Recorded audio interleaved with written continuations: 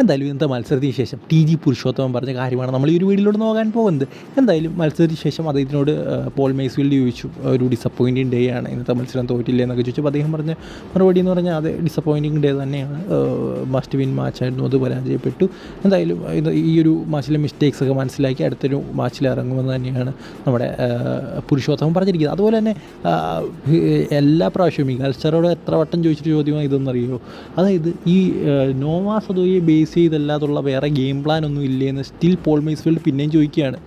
അത് എത്ര വട്ടം ചോദിച്ചിട്ടുള്ള കാര്യമാണ് നിങ്ങൾക്ക് തന്നെ അറിയാം. പോൾ മേസ്ഫീൽഡ് അദ്ദേഹത്തിനും അറിയാം അതൊരു ഷിറ്റ് ഗെയിം പ്ലാൻ ആണെന്ന്, നോവാ സദോയെ കോൺസെൻട്രേറ്റ് ചെയ്തുകൊണ്ടുള്ള ആ ഒരു കളി എന്ന് പറയുന്നത്. ബട്ട് സ്റ്റിൽ എനിക്കറിയില്ല എന്താണ് കോച്ചുമാർ നോവാ സദോയെ തന്നെ ബേസ് ചെയ്ത ആ ഒരു ലോങ് ബോൾ അദ്ദേഹത്തിലേക്ക് എത്തിച്ച്. അദ്ദേഹത്തിന് ഫുൾ ബ്ലോക്കാണ്. അത് നേരത്തെ തന്നെ നോവാ സദോയെ 2 പേരെയൊക്കെ വെച്ചാണ് ബ്ലോക്ക് ചെയ്തിരുന്നത്.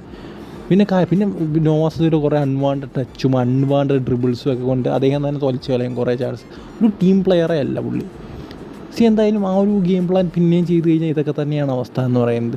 എന്തായാലും നമ്മുടെ പുരുഷോത്തമനോട് ചോദിച്ചപ്പോൾ അദ്ദേഹം പറഞ്ഞൊരു കാര്യം എന്ന് പറയുന്നത്, ഞങ്ങൾക്കത് മാത്രമല്ല ഗെയിം പ്ലാൻ, വേറെയും ഗെയിം പ്ലാൻ ഉണ്ട്, അത് അടുത്ത മാച്ചിൽ ഞങ്ങൾ ശരിയാക്കും എന്നൊക്കെയാണ് പുരുഷോത്തമൻ പറഞ്ഞിരിക്കുന്നത്. അടുത്ത മാച്ച് ചെന്നൈയിൻ FC ആണ്, അവരും പരാജയപ്പെട്ട് നിൽക്കുകയാണ്, തോറ്റതിൻ്റെ മുറിവ് അവർക്കും ശരിക്കുണ്ട്.